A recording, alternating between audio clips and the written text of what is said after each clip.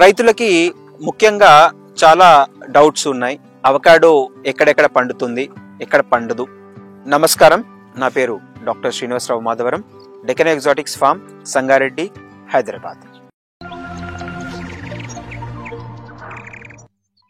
రైతులకి చాలా డౌట్స్ ఉన్నాయి. అవకాడో ఎక్కడెక్కడ పండుతుంది, ఎక్కడ పండదు. దీనికోసము మనము national bureau of plant genetic resources వాళ్ళతో ఒక స్టడీ చేయటం జరిగింది.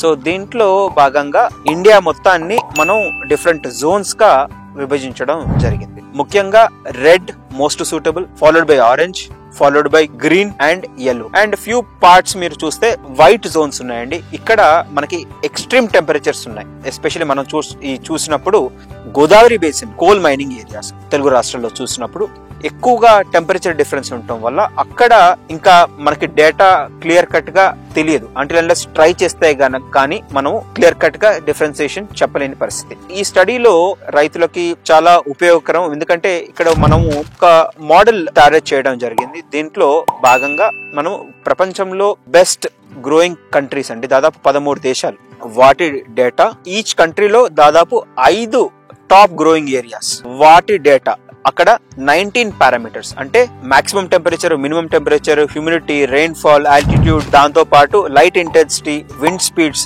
ఇవన్నీ డేటా తీసుకోవటం. అండ్ అది ఇండియాలో ఎక్కడెక్కడ ఉన్నాయి, తెలుగు రాష్ట్రాల్లో ఎక్కడెక్కడ ఉన్నాయి తీసుకొని శాటిలైట్ ఇమేజరీ వాడుతూ మనము ఈ ఎకలాజికల్ స్టడీ చేయటం జరిగింది. సో దీనివల్ల మనకి రైతులకి టెక్నాలజీని అండ్ స్టడీస్ ని చూసుకొని, అంటే ఇక్కడ టెంపరేచర్ మానిటరింగ్ కూడా చేయటం, రికార్డ్ చేయటం కూడా జరుగుతోంది.